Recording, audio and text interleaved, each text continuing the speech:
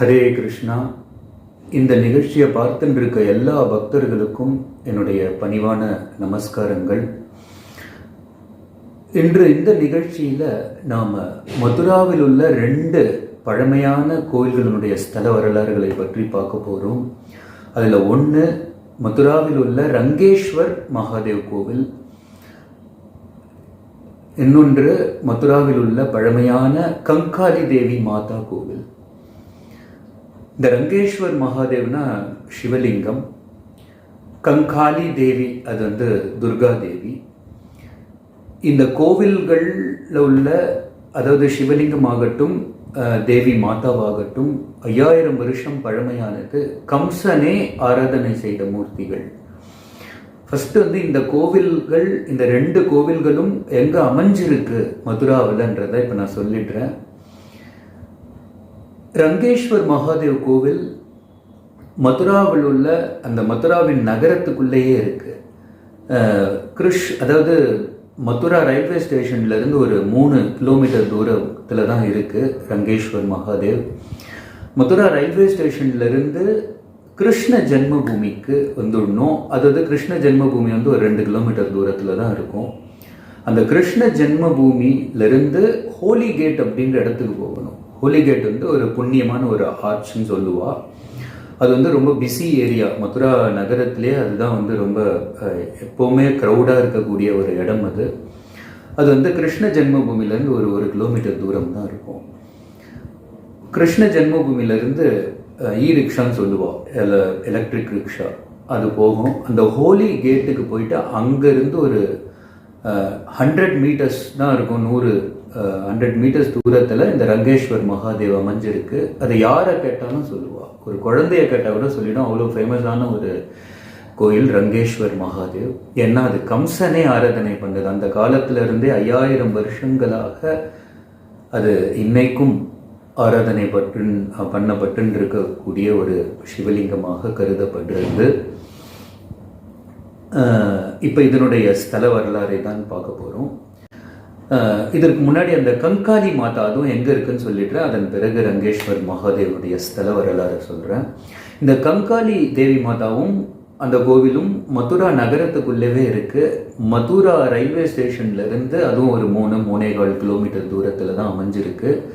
அதாவது மதுரா ரயில்வே ஸ்டேஷன்லேருந்து அந்த கிருஷ்ண ஜென்மபூமிக்கு வந்துடணும். அங்கிருந்து ஒரு கிலோமீட்டர் தூரத்தில், அதாவது பிருந்தாவன் வர பாதையிலேயே, பிருந்தாவன் ஒரு 13 கிலோமீட்டர் வரும். பட் கிருஷ்ண ஜென்மபூமியிலிருந்து ஒரு கிலோமீட்டர் தூரத்திலே அந்த நகரத்துக்குள்ளேயே கங்காளி அப்படின்ற ஒரு இடம் வரும். அது ஏன்னா அந்த கங்காளி மாதா தேவி கோவில் அந்த காலத்திலிருந்தே அந்த இடத்துல இருக்கிறதுனால அந்த ஒரு பர்டிகுலர் ஸ்பாட்டுக்கு கங்காளின்னே சொல்லுவாள். அந்த கங்காளின்ற இடத்துல இறங்கிட்டு அங்கிருந்து யாரை கேட்டாலும் சொல்லுவா கங்காளி தேவி கோவில் எங்கே இருக்குன்னு. ரொம்ப பழமையான கோவில். அந்த தேவி மாதா அஷ்டபுஜ துர்கா தேவியை கம்சனை ஆராதனை பண்ணான். அந்த தேவி மாதா அஷ்டபுஜ துர்கா தேவி. ஸோ ஃபர்ஸ்ட் இப்போ ரங்கேஸ்வர் மகாதேவனுடைய ஸ்தல வரலாறை பற்றி பார்த்துட்டு அதன் பிறகு கங்காளி மாதாவினுடைய வரலாறை பற்றி பார்ப்போம். இந்த ரங்கேஸ்வர் மகாதேவை கம்சனை ஆராதனை பண்ணான். கம்சன் எதனால இந்த ரங்கேஸ்வர் மகாதேவ ஆராதனை செய்யணும், எதனால இந்த கங்காளி தேவி மாதாவை ஆராதனை செய்யணும்னா, இதுக்கு ஒரே ஒரு காரணம்தான். கிருஷ்ணரிடத்திலிருந்து தன் உயிரை காப்பாற்றி கொள்ள வேண்டும் என்ற ஒரு எண்ணம் தான் அவனுக்கு. அதாவது தேவகியினுடைய கர்ப்பத்துல தேவகியினுடைய 8வது கர்ப்பத்தால் தனக்கு மரணம் இருக்குன்னு அந்த அசரீரி சொல்லுச்சுல, அன்னையிலிருந்தே அவனுக்கு ஒரு பயம், பீதி இருந்துட்டே இருந்தது. அதனால அவன் சிவலிங்கத்தை பிரதிஷ்டை செய்து வழிபடணும் அப்படின்னு நினைச்சான். எப்போ ரொம்ப மும்முரமா வழிபட்டான் அப்படின்னா, கிருஷ்ணருக்கு 10 வயசு இருக்கும். நந்த கிராமத்துல வாழ்ந்துட்டு இருந்தார். அந்த சமயத்துல தான் கம்சனுக்கு தெரிய வந்துடுத்து கிருஷ்ணாவும் பலராமனும் நந்த கிராமத்துல இருக்கா. எப்படியாவது அக்ரூரரை அனுப்பி கிருஷ்ணரையும் பலராமரையும் மதுராவுக்கு கொண்டு வரணும். அதாவது தான் ஒரு தனுர் யஜ்ஞம் செய்யறதாக சொல்லி கிருஷ்ணரையும் பலராமரையும் அழைச்சுண்டு மதுரா நகரத்துக்குள்ள வரும்பொழுது குவாலையா பீடம் யானையை வச்சு அழிச்சுடணும். அப்படியும் 2 பேரும் மிஸ் ஆயிட்டாள்னா கிருஷ்ணாவும் பலராமனும் சானூரன் முஷ்டிகனை வச்சு அழிச்சுடலாம். அவள் 2 பேரும் பெரிய மல்யுத்த வீரர்கள், கம்சனுக்கு ரைட் ஹேண்ட் மாதிரி. ஸோ அவளை வச்சு அழிச்சுடலாம். இதுதான் கம்சனுடைய பிளான்.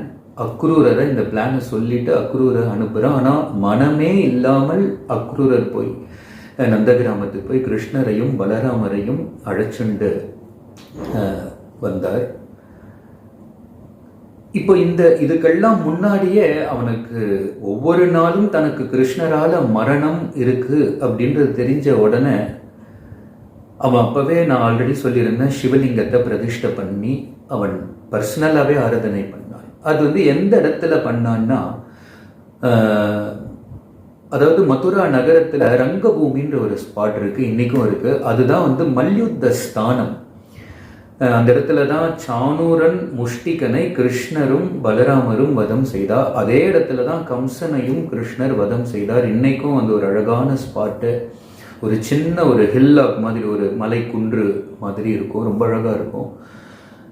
அந்த மல்யுத்த ஸ்தானம் அந்த காலத்தில் கம்சனுடைய மல்யுத்த ஸ்தானமாக இருந்தது.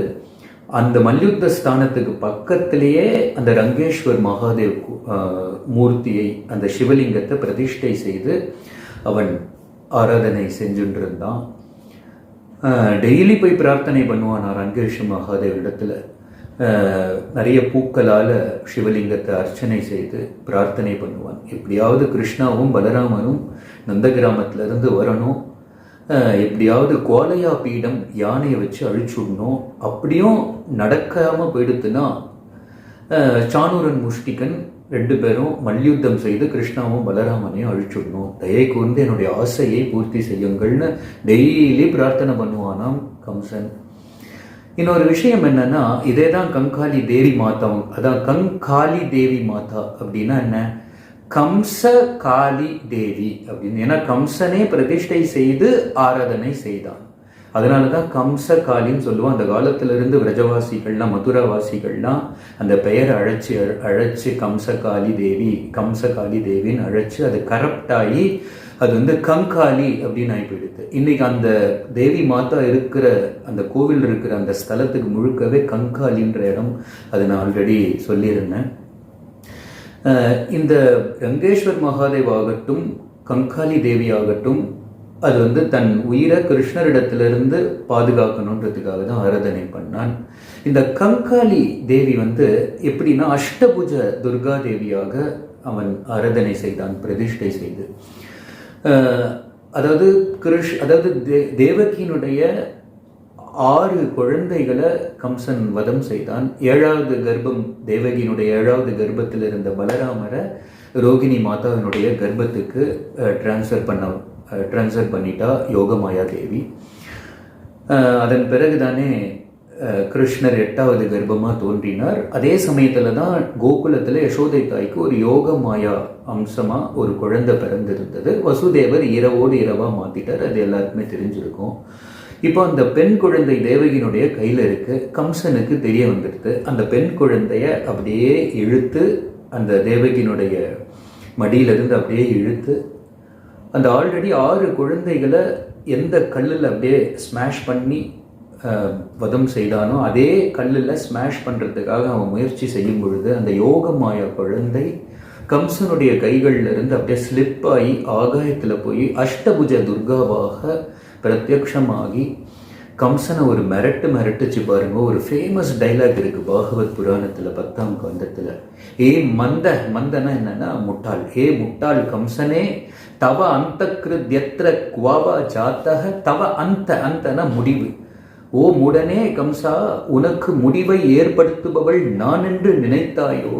இல்லை, உனக்கு முடிவை ஏற்படுத்துபவன், உனக்கு மரணத்தை ஏற்படுத்துபவன் எங்கோ பிறந்துள்ளான் அப்படின்னு ஒரு டைலாக் சொல்லி ஒரு த்ரெட்டன் பண்ணி கம்சனை மறைஞ்சு போயிட்டா அந்த துர்கா மாதா. அப்போ கம்சன் அந்த துர்கா தேவியை தரிசனம் செய்தான், அஷ்டபுஜ துர்கா தேவியை. அவன் தரிசனம் செய்த பிறகு அவன் எப்படி தரிசனம் செய்தானோ அதே போல துர்கா மாதாவை பிரதிஷ்டை செய்து அவன் ஆராதனை செய்தான். இது சில காலம் கழித்து. ஆனால் அந்த கங்காளி தேவி மாதாவை யார் பார்த்தாலும் அது துர்கா மாதா மாதிரியே தெரியாது.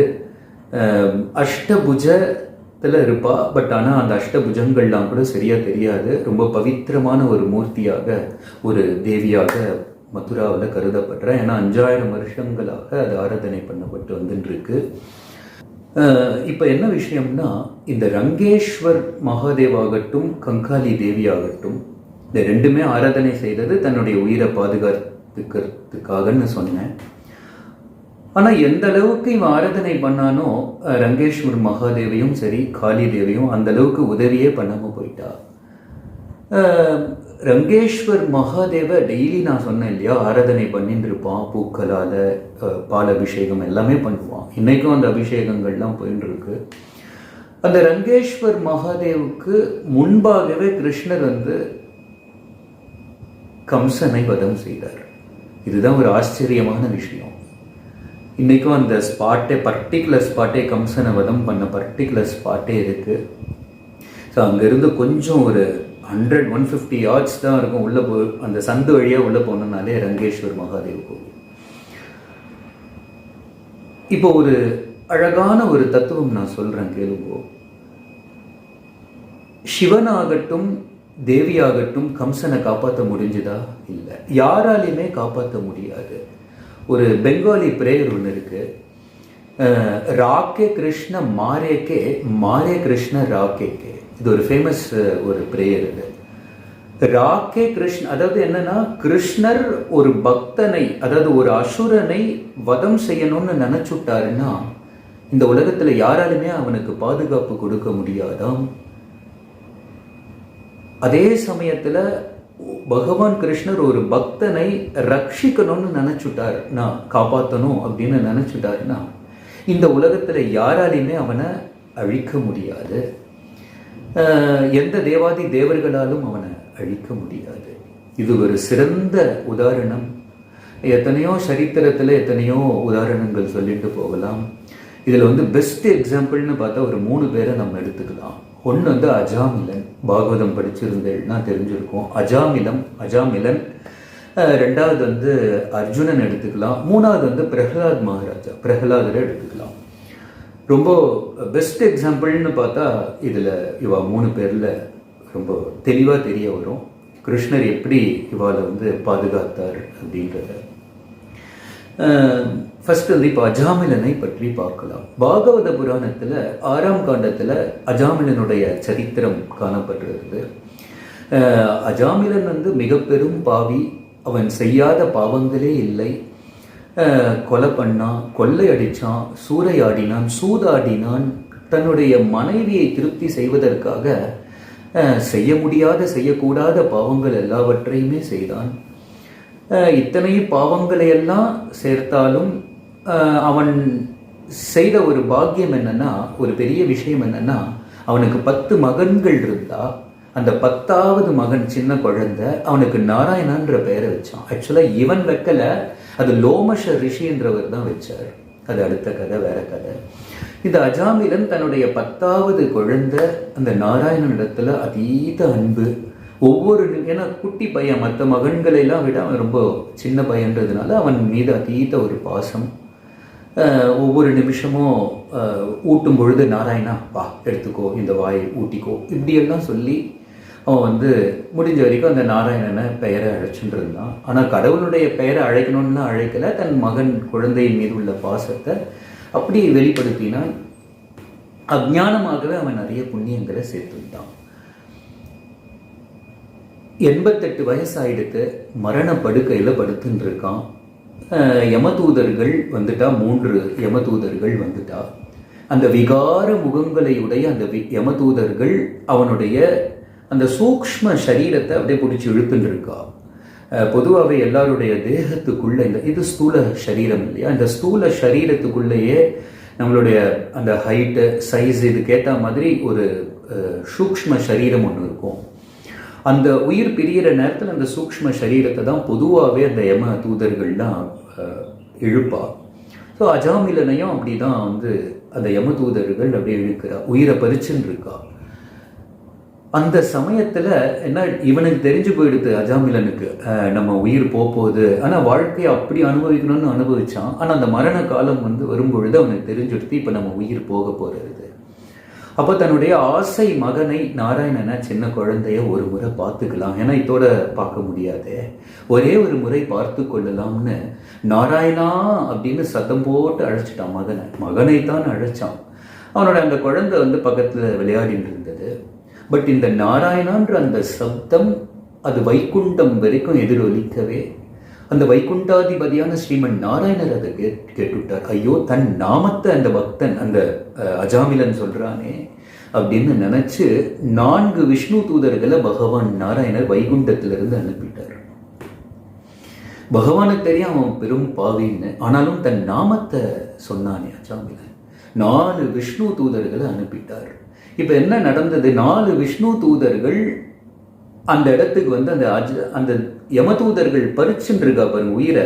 அந்த சமயத்துல விஷ்ணு தூதர்கள் நிறுத்துங்கள் அப்படின்னு சத்தமா சொல்றா. யம தூதர்கள்லாம் அப்படியே நடுநடுங்கி போயிட்டா. பயங்கரமான ஒரு சப்தத்தோடு நிறுத்துங்கள்னு ஒன்று. யம தூதர்கள்லாம் யாருக்குமே பயப்பட மாட்டா.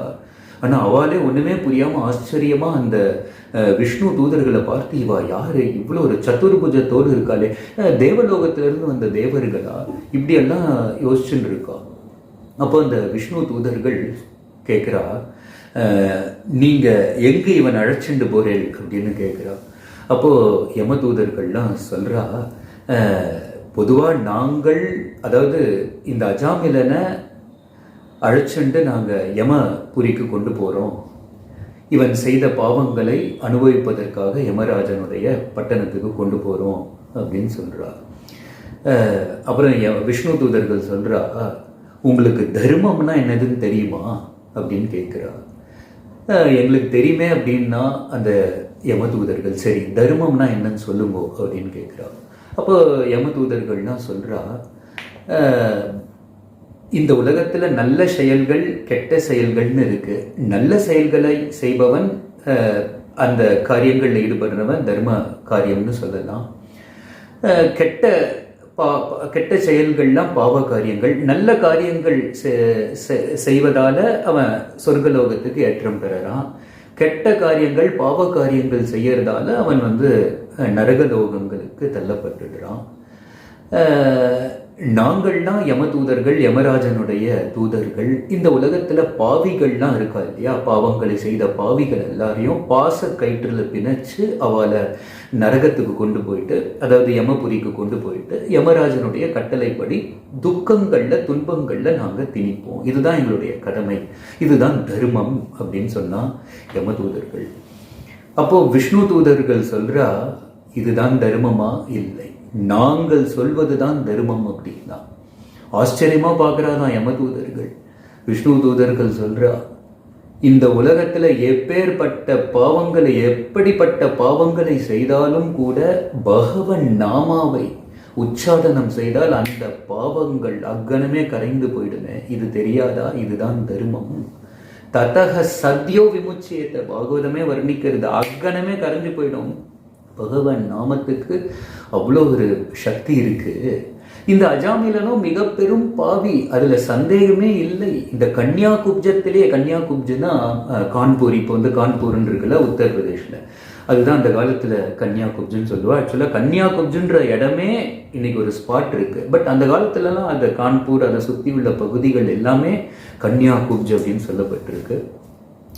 அதுதான் விஷ்ணு தூதர்கள் சொல்றா, இந்த கன்னியாகுப்ஜத்துல மாத்திரமே அல்ல, இந்த பூமியிலேயே இந்த அஜாமிலன் மிக பெரும் பாவியா கருதப்படுறான். அவன் செய்யாத பாவங்களே இல்லை. கொள்ளையடிச்சான், கொலை பண்ணான், சூதாடினான், சூறையாடினான், எத்தனையோ பாவங்கள் செய்தாலும் ஆனால் கடைசியில் 4 அக்ஷரங்களை கொண்ட நா ரா ய நா இந்த நாமத்தை சொன்ன மாத்திரத்திலேயே அவனுடைய பாவங்கள்லாம் கரைஞ்சு போயிடுது.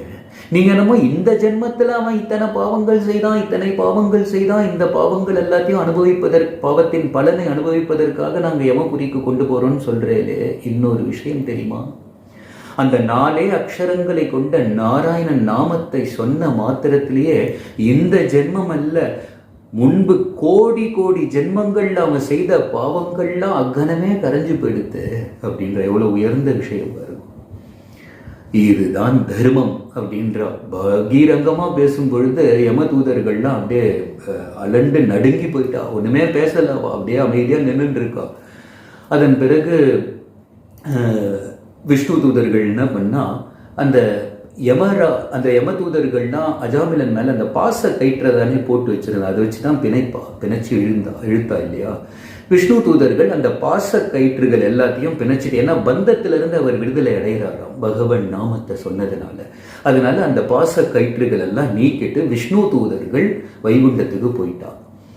இப்போ ஒரு விஷயம் கேட்கலாம், வைகுண்டத்துக்கு பொதுவாகவே சில பேர் சொல்லுவா வைகுண்டத்துக்கு உடனே அஜாமிலன் ஏற்றம் பெற்றுட்டார்னு. கிடையவே கிடையாது. பாகவத புராணத்தில் அப்படி சொல்லவே படல. பகவன் நாமத்தை சொல்லிட்டாலே வைகுண்டம் போயிட முடியும்ன்றது கிடையாது. அதாவது பகவானுக்கு அந்த செய்யக்கூடிய சேவை மனப்பான்மையை எந்த ஒரு பக்தன் விருத்தி செய்து கொள்வானோ அவனால தான் போக முடியும். சாதனான்னு சொல்றோம் இல்லையா, சாதனா பக்தினா பயிற்சி பக்தி. இங்க நம்ம நன்னா பயிற்சி எடுத்து பகவானுக்கு கைங்கரியங்கள் சேவைகள்லாம் நன்னா செஞ்சாதான் இதை 100 out of 100 வாங்கணும். அப்பதான் நம்ம அந்த கோலோகம் வைகுண்டம்லாம் ஏற்றம் பெற முடியும். சும்மா நாம நாமத்தை மட்டும் சொல்லிட்டா அப்படின்றது கிடையாது. அதனாலதான் வைகுண்டத்துக்கு உடனே அஜாமிலன் ஏற்றம் பெறல.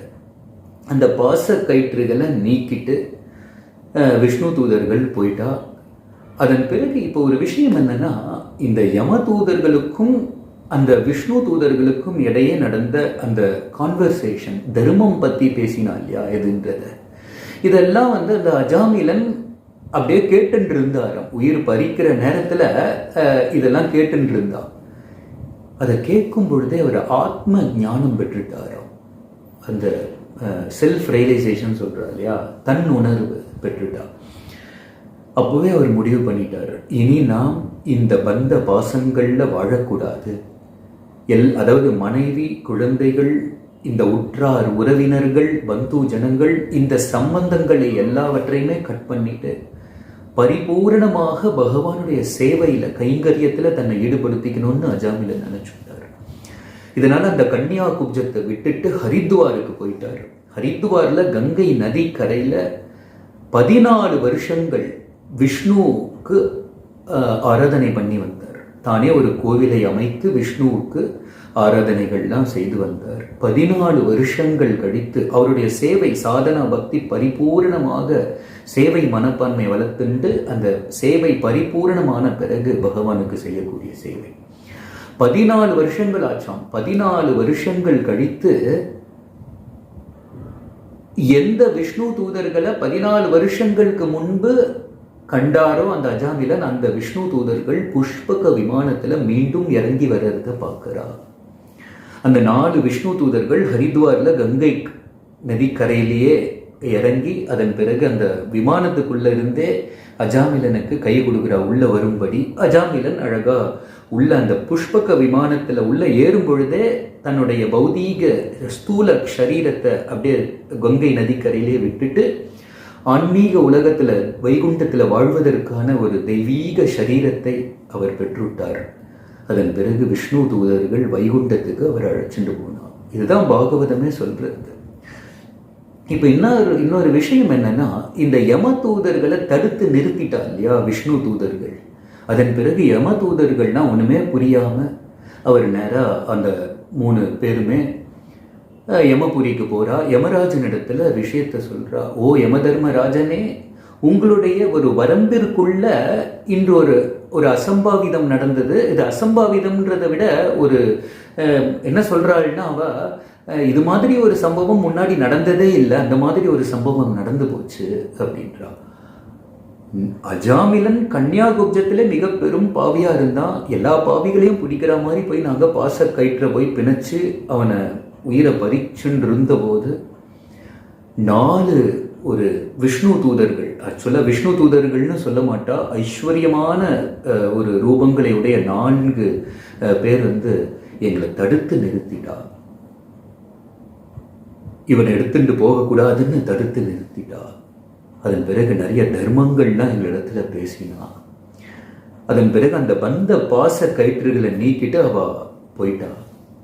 இந்த மாதிரி ஒரு சம்பவம் இதற்கு முன்பு நடந்ததே இல்லையே. எங்களுக்கு இது ஒரு இதில் என்ன ஒரு சூக்ஷமன்றதே புரியலையே, தயை கூர்ந்து விளக்குங்கள் அப்படின்னு கேட்டாலாம் யமதூதர்கள். அப்போ யம தர்மராஜன் ஒரு நிமிஷம் அப்படி கண்ணை மூடிட்டு இப்படி திறந்தார். அவருக்கு எல்லாமே புரிய வந்துடுது. அவ 4 பேரும் விஷ்ணு தூதர்கள். அப்பதான் யமராஜன் ரொம்ப அழகா சொல்றார், இந்த உலகத்துல பாவிகள் எல்லாம் போய் நீங்க பிடிக்கலாம், ஆனால் வைணவர்களை நீங்க பிடிக்க கூடாது. பகவத் பிரபன்னாக நவுபஷீதத. பகவத் பிரபன்னாக அப்படின்னா என்ன? பகவான் நாராயணுடைய பாதங்கள்ல சரணடைஞ்ச பக்தர்கள் தான் இருப்பாள்ல பிரபன்னா. சரணடைந்த பக்தர்கள் இடத்துல ந உபஷீதத, அவளை நெருங்கிடாதேள், அதாவது வைணவர்களை நெருங்கிடாதேள் அப்படின்றார். ஏன்? ஹரேர் கதயா அபிகுப்தான். ஹரேர் கதையின கதாயுதம். பகவான் நாராயணர் எப்பொழுதுமே தன்னுடைய கைகள்ல கதாயுதத்தை ஏந்திண்டு தன் பக்தனை பாதுகாத்துருக்கார். யாராவது அந்த பக்தர்களுக்கு தொல்லை கொடுத்தாருன்னா டமால்னு போட்டுருவார், மண்டையிலே பார்த்துக்கோங்கன்ட்டாரு. அதான் ஹரேர் கதையாபி குப்தான். அந்த வைணவர்கள்லாம் சதா பகவன் நாமாவை சொல்லிண்டே இருப்பா, தங்களை புனிதப்படுத்தின்றே இருப்பா. அப்படிப்பட்ட வைணவர்களை தப்பி தவறியும் பிடிச்சிடாதே. ஒரு கால் பகவன் நாமத்தை சொல்றதை விட்டுட்டு பௌதீகத்துல மனசு லயமாயிடும், பகவன் நாமாவை கூட விட்டுடுவா. பௌதீக சில தகாத விஷயங்கள்லாம் கூட சில நேரங்கள்ல செஞ்சிருவா. ஆனாலும் அப்படி இவாள்லாம் பிடிக்க தகுதியுடையவர்கள் அப்படின்னு நினைச்சு அப்படிப்பட்டவாளையும் பிடிச்சிடாதே. எந்த பகவன் நாமத்தை அவ சதா தொடர்ந்து செஞ்சுட்டு இருந்தாலோ, தற்காலிகமாக விட்டுட்டாலோ, அந்த நாமமே அவளை காப்பாத்திடும். அதனால தப்பி தவறி கூட பகவத் பிரபன்னாக நவுபஷீதத, பகவான் நாராயணனுடைய பாதங்கள்ல சரணடைந்த பக்தர்களை நெருங்கிடாதே அப்படின்னு எச்சரிக்கை கொடுத்தாராம். அது ரொம்ப அப்படியே கவனமோடு கேட்டு இருந்தாலாம் யமதூதர்கள். ஸோ இதிலிருந்து என்ன நமக்கு தெரியறதுன்னா, அஜாமிலனுடைய கதைகள்லிருந்து பகவான் தன் பக்தனை எப்பொழுதுமே ரட்சணை செய்வதற்காக காத்துருப்பார். ஸோ அதை தானே இப்போ யமதர்மராஜனே சொல்றார், ஹரேர் கதையாபி குப்தான், கதாயுதத்தை வச்சு பாதுகாத்துருக்காருன்றாரு தன்னுடைய பக்தனை பகவான் நாராயணர். அப்படி இருக்கும் பொழுது அந்த பக்தனை ரட்சிக்கணும்னு பகவான் நினைச்சாருன்னா இந்த உலகத்துல எந்த தேவாதி தேவர்களாலும் அவர் அழிக்கவே முடியாது. ஸோ இது பெஸ்ட் எக்ஸாம்பிள். ஸோ ஃபர்ஸ்ட் பார்த்தோம் அஜாமிலன். இப்போ ரெண்டாவது அர்ஜுனனுடைய உதாரணம் இப்போ நம்ம எடுத்துக்கலாம். அர்ஜுனன் நம்ம எல்லாருக்குமே தெரியும், அவன் ஒரு சிறந்த வில்லாளி. ஆனா அர்ஜுனனே யுதிஷ்ட மகாராஜனிடத்துல ஒரு டைலாக் சொல்லியிருக்கார். இது பாகவத புராணத்துல 1ஆம் காண்டத்துல 15ஆம் அத்தியாயத்துல காணப்படுறது. அர்ஜுனனாகட்டும் இல்ல பஞ்ச பாண்டவர்கள் எல்லாருக்குமே பக்க பலமாக விளங்கியவர், ஒவ்வொரு கணமும் பக்க பலமாக விளங்கியவர் பகவான் ஸ்ரீகிருஷ்ணர். அவளுக்கே சுயசக்தின்றதை விட கிருஷ்ணர் கொடுத்த பலத்துல தான் அவளுக்கு ஒவ்வொரு நிமிஷமும் அவள்லாம் ரட்சணை பண்ணப்பட்டாள். இது அர்ஜுனனே ஒத்துக்கிறார். அதுதான் 1ஆம் கண்டம் 15ஆம் அத்தியாயத்துல படிச்சு பார்த்தா நமக்கு தெரிய வருது. அதாவது கிருஷ்ணர் மகாபாரத யுத்தங்கள்லாம் நடத்தி வைத்தார். அஸ்தினாபுரத்துல யுதிஷ்ட மகாராஜாவை ராஜாவாக முடிசூட்டி வைத்து அதன் பிறகு துவாரகைக்கு போயிடுறார். சில வருஷங்கள் துவாரகையில லீலைகள்லாம் முடிச்சுட்டு கிருஷ்ணர் துவாரகையை விட்டு கோலோக தாமம் ஸ்வதாம உபகத்தை தன்னுடைய தாமம் போயிட்டார். இது அஸ்தினாபுரத்தில் உள்ள அந்த பாண்டவர்களுக்கெல்லாம் தெரியாமலே இருந்தது. பகவான் யாரிடத்துலையும் சொல்லலை இல்லையா, துவாரகையை அழிச்சிட்டு போயிட்டார். ஒரு நாள் யுதிஷ்ட மகாராஜா தன் சகோதரன் அர்ஜுனன் அனுப்பி, அர்ஜுனா நீ போய் துவாரகையில எல்லாரும் எப்படி இருக்கான்றதை பார்த்துட்டு வான்ற. அர்ஜுனன் போகும்பொழுதே துவாரகை போகும்போதே நிறைய அபசகுனங்கள்லாம் அவருக்கு தெரிய வந்தது. பாகவதத்தில் அதெல்லாமே வருது. துவாரகைக்கு போன பிறகுதான் அவருக்கு செய்தி கிடைக்கிறது, பகவான் கிருஷ்ணர் யது குலத்தையே அழிச்சிட்டு அவர் மேலே போயிட்டார் அப்படின்னு. இந்த செய்தியை கேள்விப்பட்டு ஒரு குழந்தை மாதிரி அழ ஆரம்பிச்சார் அர்ஜுனன். அதன் பிறகு அவர் நேராக அஸ்தினாபுரம் போயிட்டார். அஸ்தினாபுரத்தில் யுதிஷ்ட மகாராஜனிடத்தில் அழுதுண்டே அர்ஜுனன் சொல்றார், ஓ அண்ணா, ஓ யுதிஷ்ட மகாராஜனே, என்னுடைய உயிர் என்னிடத்துல இல்லை அப்படின்றார். ஓ, அந்த பஞ்ச பாண்டவர்களுக்கு உயிரும் ஆத்மாவுமாக கிருஷ்ணர் விளங்கினார். இன்று உயிர் என்னிடத்துல இல்லை, என்ன சொல்ற அப்படின்னு கேட்கிறார் யுதிஷ்ட மகாராஜா. அப்பதான் அர்ஜுனன் வந்து கிளியரா சொல்றார் பாருங்கோ, அதாவது கிருஷ்ணர் இன்று துவாரகையில் இல்லை, அவர் துவாரகையை விட்டு இந்த பூமியையே விட்டுட்டு போயிட்டார் அப்படின்னு ஓன் அழுவார். அதாவது ஒவ்வொரு நிமிஷமும் நமக்கு பாதுகாப்பாக விளங்கியவர், பக்க பலமாக விளங்கியவர் பகவான் கிருஷ்ணர். நாம் எல்லாருமே, அதாவது அர்ஜுனன் சொல்றாரு, ஜராசந்தனை யாராலையுமே வெற்றி கொள்ள முடியாது. அப்படி இருக்கும் பொழுது பீமன் அந்த மகத தேசத்துக்கு போய் ஜராசந்தனை வெற்றி கொண்டான் என்றால் அதற்கு பக்க பலமாய் விளங்கியவர் பகவான் ஸ்ரீகிருஷ்ணர். அவர் கொடுத்த பலத்தினாலதான் பீமனால ஜராசந்தனை வெற்றி கொள்ள முடிந்தது. அதே போல அஞ்ஞான வாசத்தின் பொழுது, வனவாசம் இருந்த பொழுது நாமெல்லாம் ஒரு நாள் துர்வாசர் 10,000 சிஷ்யர்களோடு வந்து உணவுன்னு கேட்ட பொழுது, அந்த சமயத்தில் அக்ஷய் பாத்திரம் உணவு அளிக்க முடியாத போது பகவான் கிருஷ்ணர் திரௌபதியினிடத்துல, ஓ திரௌபதியே, ஒரே ஒரு பருக்கு எனக்கு உணவு இருக்கான்னு கேட்டார். அந்த அக்ஷய பாத்திரத்திலிருந்து ஒரே ஒரு பருக்கு உணவை எடுத்து, அது கீரை ஆக்சுவலா, அதை கொடுத்தார். அதை கிருஷ்ணர் சாப்பிட்ட மாத்திரத்திலே அந்த குளத்துல குளிச்சுட்டு இருந்த துர்வாச முனிவரும் 10,000 சிஷ்யர்களும் வயிறு முழுக்க சாப்பிட்ட உணர்வு ஏற்பட்டது. அந்த குளம்தான் காமியவனத்தில் விமலா குண்டம். அதனுடைய ஸ்தல வரலாறு நம்ம படித்து பார்த்தோம்னா தெரிய வருது. ஸோ அந்த குளத்தில் குளிச்சுட்டு இருந்த துர்வாச முனிவர், அவருடைய 10,000 சிஷ்யர்கள் வயிறு முழுக்க சாப்பிட்ட ஒரு உணர்வு ஏற்பட்டுடுது. ஸோ கிருஷ்ணர் அந்த துர்வாச முனிவருடைய சாபத்திலிருந்து நம்மை காப்பாற்றினார். அதன் பிறகு இந்திரனை ஒரு சமயம் யுத்தம் செய்து நான் வெற்றி கொண்டேன். அந்த யுத்தத்தில் வெற்றி கொள்வதற்கு பக்க பலமாய் விளங்கியவர் பகவான் கிருஷ்ணர். காண்டவ வனத்தை எரித்தேன், அதற்கு பக்க பலமாய் விளங்கியவர் பகவான் கிருஷ்ணர். அதே போல மகாபாரதம் எனும் யுத்த கடலை நான் கடப்பதற்கும் பகவான் கிருஷ்ணர் பக்க பலமாக விளங்கினார். ரொம்ப அழகா அர்ஜுனன் சொல்றார் யுதிஷ்ட மகாராஜன் இடத்துல, மகாபாரதம் யுத்தத்தை அந்த போர்க்களத்தை ஒரு கடலோடு ஒப்பிட்டார், சமுத்திரம், எல்லையில்லா சமுத்திரத்தோடு ஒப்பிட்டார். பொதுவாகவே இந்த சமுத்திரம் கடல்ல திமிங்கலங்கள்னு இருக்கு இல்லையா, பெரிய மீன்கள், அவைகளை யாராலையுமே ஒன்றும் பண்ண முடியாது. நிறைய விஷமான ஜந்துக்கள்லாம் இருக்கு, விஷம் நிறைந்த பாம்புகள், விஷம் நிறைந்த மீன்கள்லாம் இருக்கு. ஆனால் திமிங்கலங்கள்லாம் எவ்வளோதான் விஷம் நிறைந்த மீன்களாக இருந்தாலும் பாம்புகளாக இருந்தாலும் ஈஸியாக சாப்பிட்டுடும். அவைகளை மிஞ்சுவதற்கு யாராலையுமே முடியாது, எந்த மீன்கள் எதுவுமே முடியாது. ஸோ அதை தான் அர்ஜுனன் சொல்றாரு, மகாபாரதம் எனும் யுத்த கடலில் எல்லையில்லாத சமுத்திரத்தில் 3 பெரிய திமிங்கலங்கள் இருந்தன அப்படின்றார் அர்ஜுனன். அந்த 3 திமிங்கலங்கள் யாரு தெரியுமா? பீஷ்மர், துரோணர், கர்ணன். திமிங்கலங்களோடு அர்ஜுனனே ஒப்பிடுறார். இவாளை யாராலுமே யுத்த களத்துல வெற்றியே கொள்ள முடியாது. ஆனால் மிகவும் சுலபமாக அந்த 3 பேரையும் நான் வெற்றி கொண்டேன் என்றால் அதற்கு மூல காரணமாக விளங்கியவர், பக்க பலமாய் விளங்கியவர் பகவான் ஸ்ரீ கிருஷ்ணர் அப்படின்னு சொல்றார் அர்ஜுனன். ஸோ ஜெயஸ்து பாண்டு புத்திரானாம் ஏஷாம் பக்ஷ ஜனார்தன. அழகான ஸ்லோகம்.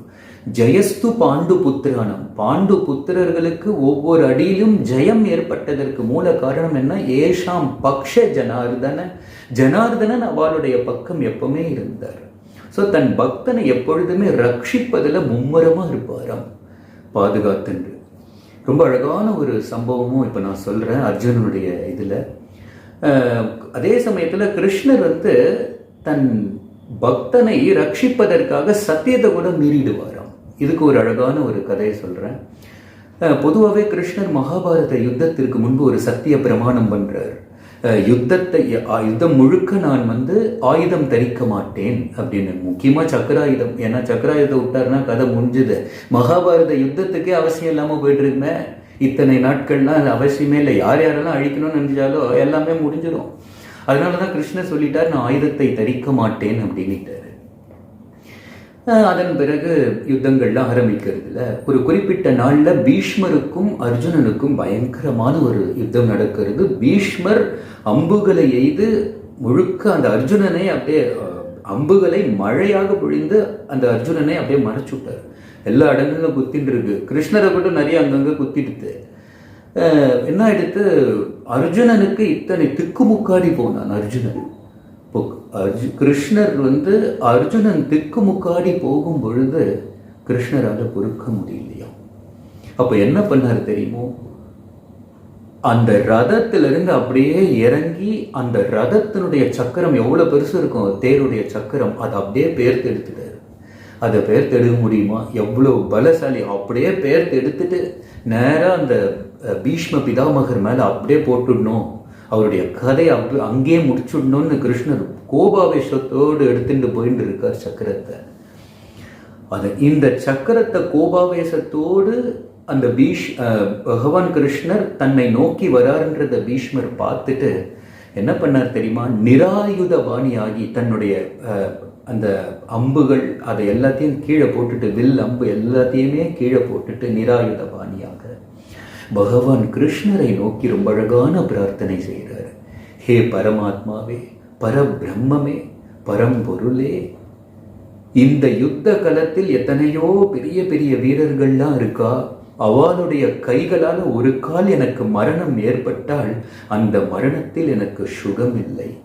ஆனால் இன்று இக்கணம் உங்களுடைய கைகளால் கோபாவேசத்தோடு அந்த ரதத்தின் சக்கரத்தை என் மீது எரிந்து என்னுடைய கதையை முடிக்கணும்னு நீங்க வரையில் பாருங்க. உங்களுடைய கைகளால் இக்கணம் எனக்கு மரணம் ஏற்பட்டால் அந்த மரணத்தில் எனக்கு ஒரு சுகம் இருக்கு. வாருங்கள் வாருங்கள், என் மீது எரியுங்கள் அப்படின்னு நிராயுத பாணியாக எல்லாத்தையும் அடி போட்டுட்டு கண்கள்ல கண்ணீர் மல்க பிரார்த்தனை செய்தார். ஆனாலும் கிருஷ்ணர் விடல். அந்த ரதத்தின் சக்கரத்தை அவர் மேல அப்படியே போடணும்னு போயிட்டு இருக்காரு. அர்ஜுனன் பார்க்குறான், நடாது விபரீதமாய் போயிடுத்த அப்படின்னு ரதத்திலிருந்து இறங்கி ஓடி போய் கிருஷ்ணர் அப்படியே பிடிச்சி இழுக்கிறாரு. ஆனாலும் கிருஷ்ணர் விடாமல் அப்படியே போயிட்டு இருக்கார் பீஷ்மர் மேலே போடணும்னு. அப்படியே அர்ஜுனன் கிருஷ்ணருடைய பாதங்களில் விழுந்து அப்படியே கெட்டிமா பிடிச்சிருந்து, கிருஷ்ணா கிருஷ்ணா கிருஷ்ணா, உன்னுடைய கோபத்தை விட்டுடு, நீ என்னன்னு நீ சத்தியம் செய்தாய் யுத்தத்திற்கு முன்பு, ஆயுதம் தரிக்க மாட்டேன் என்று சத்தியம் செய்தாயோ, தயக்கூர்ந்து உன்னுடைய கோபத்தை விட்டுடு அப்படின்னு அர்ஜுனன் ரிக்வெஸ்ட் பண்ணதுனால கிருஷ்ணர் ஒரு கணம் கண்ணை மூடிட்டு திறந்தார், சாந்த ஸ்வரூபியாயிட்டார். அதன் பிறகு அமைதியா வந்துட்டார்.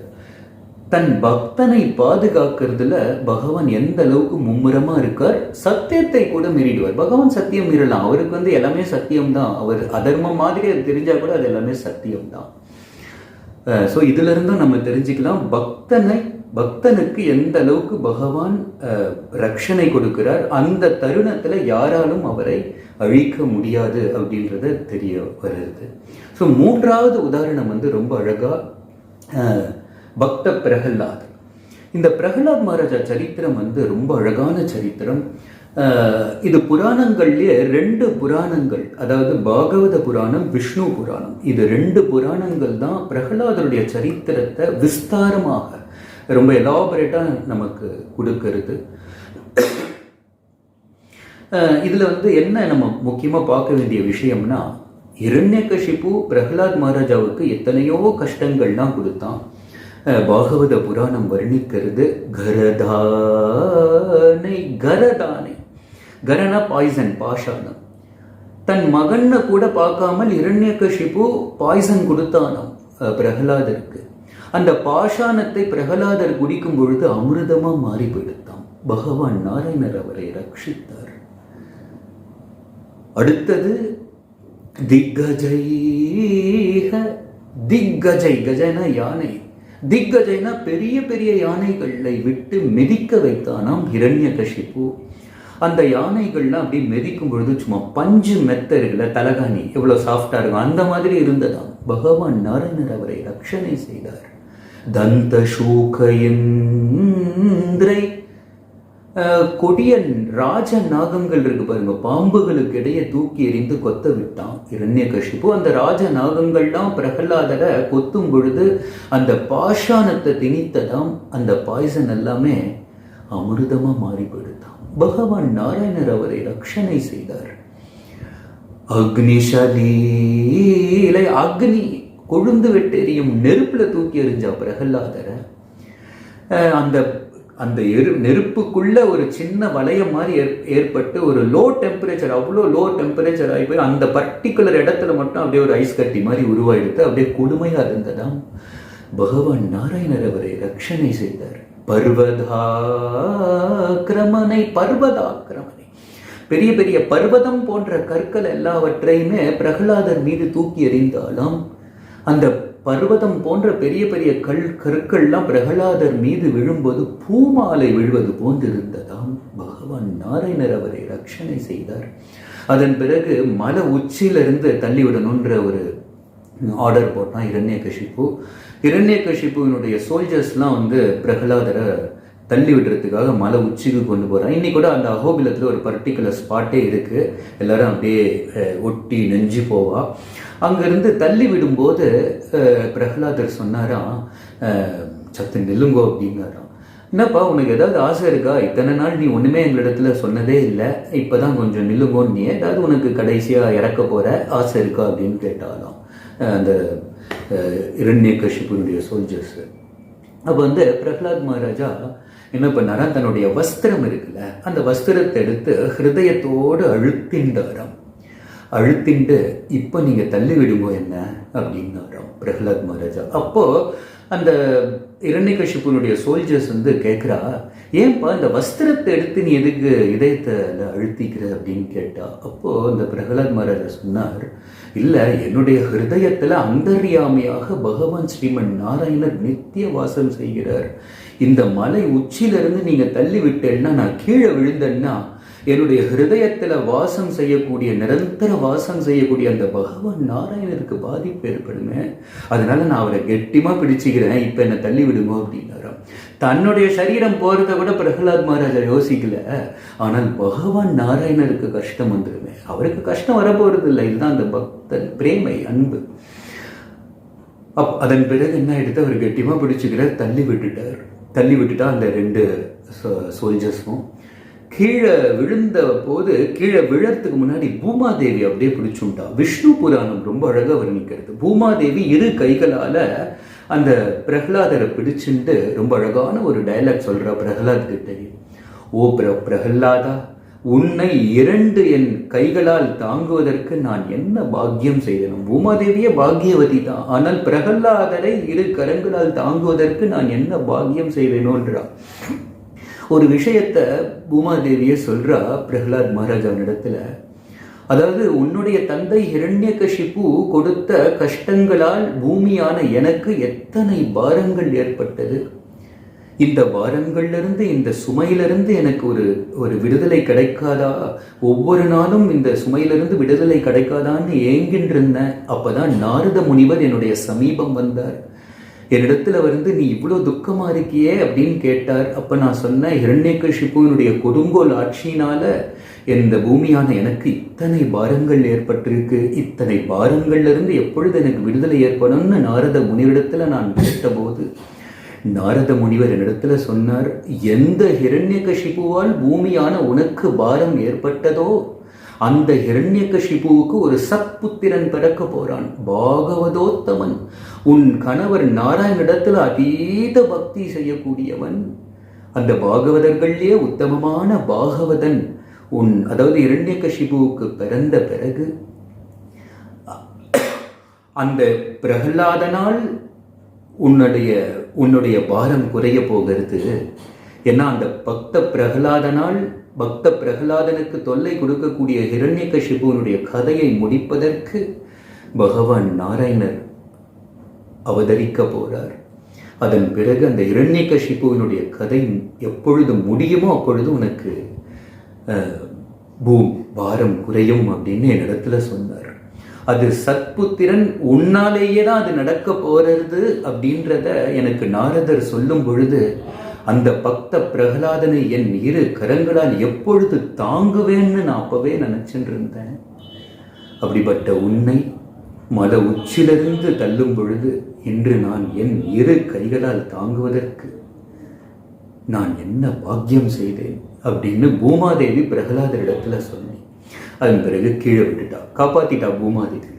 அதன் பிறகு கடைசியா ஒரு கஷ்டத்தை இரண்யகசிப்பு கொடுக்க போறான். என்ன தெரியுமா? கடலுக்குள்ள ஷலீலை, பாகவதம் வர்ணிக்கிறது. ஷலீலைனா நீர், அதாவது கடலுக்குள்ள அவனை ஆழ்த்திடுங்க. கடல்ல, அதாவது கயிறை கட்டிட்டு, கயிறுல பெரிய கல்லை கட்டிட்டு உள்ள விட்டுட்டேன்னா அது பாட்டுக்கு இழுத்துட்டு உள்ள போய் பிரகலாதன் இறந்து போயிடுவான். இப்படிதான் இரண்யகசிப்பு ஆர்டர் போட்டான்.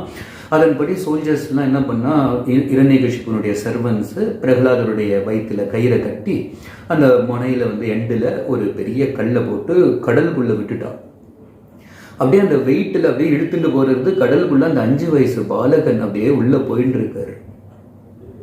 கொஞ்ச தூரத்துல அழகா பகவான் நாராயணர் கடலுக்குள்ள தன் 2 கரங்களால் அந்த பக்த பிரகலாதன் அப்படியே தாங்கிட்டாராம். அதன் பிறகு பிரகலாதரை கைகள்ல தாங்கிட்ட பிறகு பிரகலாதர் என்ன பண்ணார், பகவான் நாராயணுடைய கைகள்ல அப்படியே படுத்துண்டு பகவான் நாராயணனுடைய அழகான அந்த திருமுகத்தை அப்படியே ரசிச்சுண்டு அப்படியே கண்கொட்டாது பார்த்துட்டு இருந்தார். அப்ப பகவான் நாராயணர் தன் பக்தன் பிரகலாதன் தன் அன்போடு பார்க்கறத, அவருடைய அன்பும் அதிகரிக்க, தன் பக்தனை அன்போடு பார்க்க, இதுதான் பரஸ்பரம். தன் பக்தனை அன்போடு பார்க்க, பக்தனும் தன் அன்போடு பார்க்க, அந்த ஒரு அன்பு அப்படியே போயிட்டு இருக்கும் பொழுது பகவான் நாராயணர் சொன்னாராம் பிரகலாதிடத்துல, ஓ பிரகலாதா, உனக்கு எத்தனை கஷ்டங்கள் வருது, உனக்கு என்ன வரம் வேண்டும் அப்படின்னு கேட்டார் பகவான் நாராயணர். பாருங்க, பிரகலாதரை கையில பிடிச்சுண்டு கேட்கும் பொழுது பக்த பிரகலாதர் பகவானுடைய அழகான அந்த திருமுகத்தை அப்படியே ரசிச்சுண்டே சொன்னாராம், ஓ பிரபு, உங்களுடைய தரிசனமே ஒரு வரம், இதற்கும் மேல என்ன வரம் வேண்டும்? இங்க பாருங்கோ, நம்ம ஆளுங்களுக்கெல்லாம் எந்த மரண வலியே கிடையாது, சாதாரண கஷ்டங்கள் தான். ஆனா அதுக்கே ஐயோ என்னால பொறுக்க முடியலையே, எனக்கு ஏற்படுற கஷ்டங்கள், என்னை காப்பாத்துப்பா கடவுளே அப்படின்னுவா. கடவுள் நம்ம முன்னாடி வர்றதெல்லாம் இல்லை, அவ்வளோ தகுதியெல்லாம் இல்லை. ஒரு கால் பகவான் நாராயணர் வந்துட்டாருன்னு வச்சுக்கோங்களேன், உனக்கு என்ன வரம் வேணும் அப்படின்னா, ஐயோ என் கஷ்டத்தை போகுப்பா அப்படின்னுவா. ஆனால் இந்த இடத்துல என்ன, நமக்கு ஒரு விஷயம் பாருங்க, மரண அடியே கிடையாது, சாதாரண கஷ்டங்களே நம்மளால பொறுத்துக்க முடியல. ஆனால் பக்த பிரகலாதுக்கோ எல்லாமே மரண வலி, மரண அடி. ஆனாலும் அந்த தருணத்துல கூட பகவானே தோன்றி தன் 2 கரங்களால பிடிச்சுண்டு, உனக்கு பக்த பிரகலாதா, உனக்கு என்ன வரம் வேண்டும்னு கேட்ட பொழுது, உங்களுடைய தரிசனமே ஒரு வரம் பிரபு, இதற்கு மேல் என்ன வரம் வேண்டும், எவ்வளவு அழகா ஒவ்வொரு பக்தனுக்கும் எடுத்துக்காட்டாக விளங்கினார். இப்படி சொல்லிட்ட பிறகு பகவானே சொன்னாராம், ஓ பிரகலாதா, உனக்கு எப்பொழுது உனக்கு துக்கங்கள் உச்சகட்ட நிலை அடையுமோ, எப்பொழுது என்னுடைய கோபம் உச்சகட்ட நிலை அடையுமோ, அவ்வப்பொழுது உன்னுடைய துக்கங்கள் பரிபூரணமாக நிவர்த்தி ஆகும் அப்படின்னு சொல்லிட்டு அவர் அப்படியே விட்டுட்டு மறைஞ்சு போயிட்டாராம் நாராயணர். இப்ப என்ன எடுத்து பக்த பிரகலாதர் அப்படியே கீழே போயிட்டு இருக்காரு. அடியில போயிட்டா நாகக்கன்னிகைகள்லாம் எவ்வளவு பேர் இருந்தா, இந்த நாகக்கன்னிகைகள்லாம் யோசிக்கிற அந்த இரண்யகசிப்பு எத்தனை, இந்த சிறு பாலகனுக்கு எத்தனை கஷ்டங்கள் கொடுக்குறான் அப்படின்னு அவைகளை அந்த நாகக்கன்னிகளாலே பொறுக்க முடியாமல் அந்த கயிறுகள் எல்லாத்தையும் நீக்கிட்டு பக்த பிரகலாதரை அழகா மேலே கொண்டு விட்டுட்டா. ஸோ இதிலிருந்து நமக்கு என்ன தெரிய வர்றதுன்னா, எத்தனை கஷ்டங்கள் இரண்யகசிப்பு கொடுத்தாலும் எந்த தருணத்திலும் பகவான் அவரை ரட்சணை செய்வதற்கு காத்துருந்தார், ரட்சணை பண்ணிட்டு வந்தார். ஸோ அதனால ஒரு பக்தனை பகவான் ரட்சிக்கணும்னு நினைச்சுட்டாருன்னா, இந்த உலகத்துல எந்த தேவாதி தேவர்களாலும் சரி, எவர் ஒருவராலும் அவரை அழிக்கவே முடியாது. அதுதான் இப்ப நம்ம பார்த்தோம். அஜாமிலனுடைய கதை பார்த்தோம், அர்ஜுனனுடைய கதை பார்த்தோம், அதே போல பக்த பிரகலாதருடைய கதையும் பார்த்தோம். சரி, இப்போ இன்னொரு விஷயம் என்னன்னா, அந்த பெங்காலி பிரேயர் ஒன்று சொன்ன பாருங்க, ராக்கே கிருஷ்ண மாரேக்கே, மாரே கிருஷ்ண ராக்கேக்கே. ஒரு அசுரனை பகவான் கிருஷ்ணர் வதம் செய்யணும்னு நினைச்சுட்டாருன்னு வச்சுக்கோங்களேன், இந்த உலகத்துல யாராலுமே அவனுக்கு பாதுகாப்பு கொடுக்க முடியாது. அவன் வதம் செய்யப்பட்டே தீருவான். இதற்கு பெஸ்ட் எக்ஸாம்பிள் இரண்யகசிப்புவை எடுத்துப்போம். இரண்யகசிப்பு ரொம்ப புத்திசாலித்தனமாக இமாலய மலையில பிரம்மனை நோக்கி தவம் இருந்து பிரம்மனிடத்துல ஒரு வரம் வாங்கினா, அது பாகவத புராணத்துல தெளிவா இருக்கு, விஷ்ணு புராணத்திலயும் இருக்கு. அவன் ரொம்ப புத்திசாலித்தனமா வரம் வாங்கினான் அப்படின்னு அவனே நினைச்சுண்டான். அவன் என்ன வாங்கினான்? இரவிலும் பிரம்மா அவன் முன்பு பிரத்யட்சமான பிறகு இந்த வரத்தை வாங்கினான். இரவிலும் பகலிலும் எனக்கு மரணம் ஏற்படக்கூடாது, உள்ளேயும் வெளியேயும், அதாவது வீட்டுக்குள்ள இருக்கும் பொழுதும் எனக்கு மரணம் ஏற்படக்கூடாது, வீட்டுக்கு வெளியில இருக்கும் பொழுதும் எனக்கு மரணம் ஏற்படக்கூடாது, ஆகாயத்திலும் பூமியிலும் மரணம் ஏற்படக்கூடாது, அஸ்திரமும் சஸ்திரம் ஆயுதங்களால் எனக்கு மரணம் ஏற்படக்கூடாது, மனுஷங்களாலும் மிருகங்களாலும் எனக்கு மரணம் ஏற்படக்கூடாது. இப்படியெல்லாம் வாங்கியிருந்தான் வரம். பொதுவாகவே ஒரு மனுஷனுக்கு இந்த விஷயங்கள்ல தானே மரணம் ஏற்படும். இரண்யகசிபு அதனால இப்படி எல்லாம் ரொம்ப இன்டெலிஜென்ட்டா சிந்தித்தான் நினைச்சுண்டான். ஆனா பகவான் நாராயணர் எல்லா இன்டெலிஜென்ட்டுகளுக்கெல்லாம் இன்டெலிஜென்ட்டானவர் அவர். அப்ப என்ன பண்ண, தன்னுடைய புத்தியையும் மீறக்கூடிய, ஏன்னா புத்தின்றதே அவருடைய கண்ட்ரோல்ல தானே இருக்கு. அப்போ என்ன எடுத்து பிரம்மாவுக்கே தெரிஞ்சு போயிடுத்து இந்த மாதிரி எல்லாம் நடக்காது அப்படின்னு. சரி வேற வழி இல்லைன்னு கொடுத்துட்டார். ரொம்ப ரொம்ப ஃப்ரெஷ்ஷா போனா, தீர்க்கமா வாழ்ந்துட்டு இருந்தான்.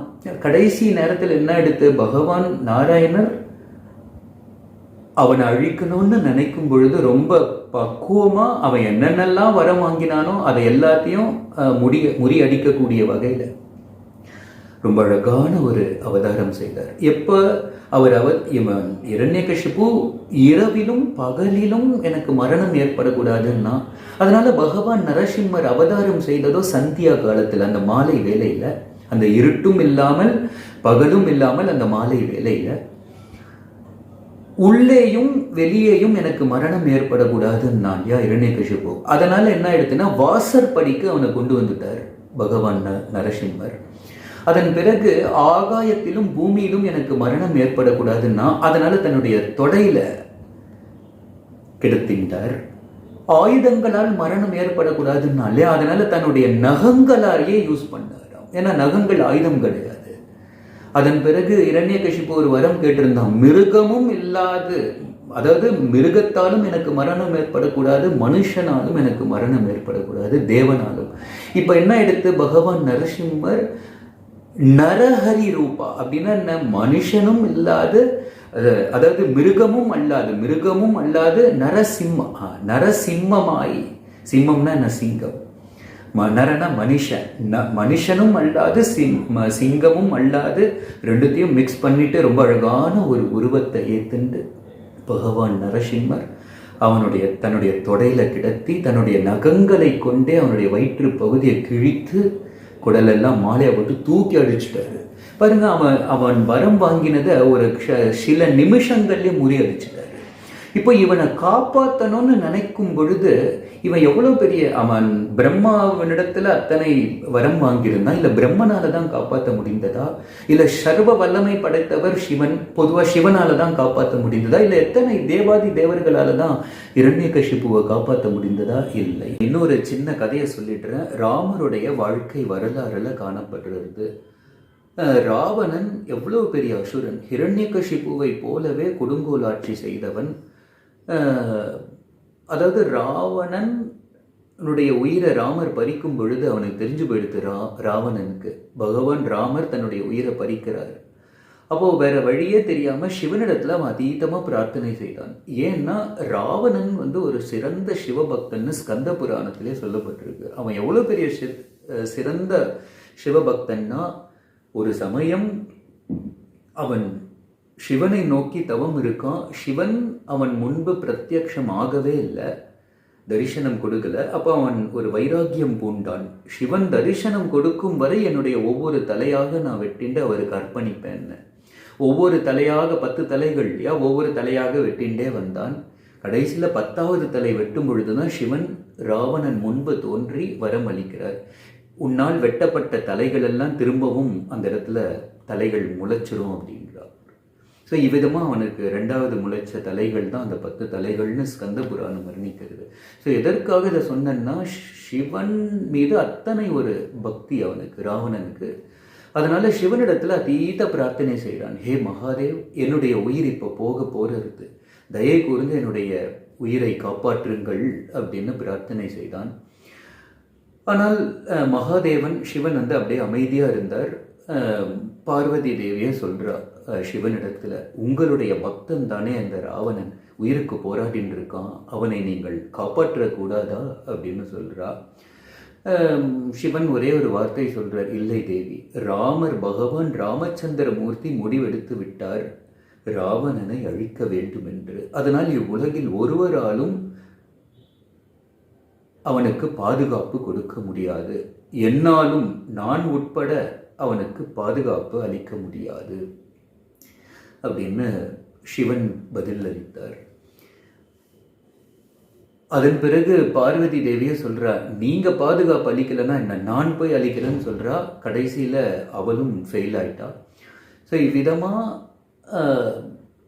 ராவணனை கடைசியில ராமர் வெற்றி கொண்டார், வதம் செய்தார். இது எல்லாருக்குமே தெரியும்.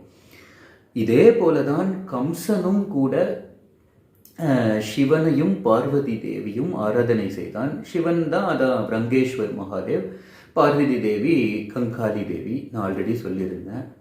தன்னுடைய உயிரை பாதுகாத்து கொள்வதற்காக சிவனையும் பார்வதியையும் ஆராதனைகள் செய்தான் கம்சன். ஆனால் எந்த ரங்கேஸ்வர் மகாதேவை நிஷ்டையோடு ஆராதனை செய்தானோ கம்சன், அதே ரங்கேஸ்வர் மகாதேவ் முன்பு கிருஷ்ணர் கம்சனை வதம் செய்தார்.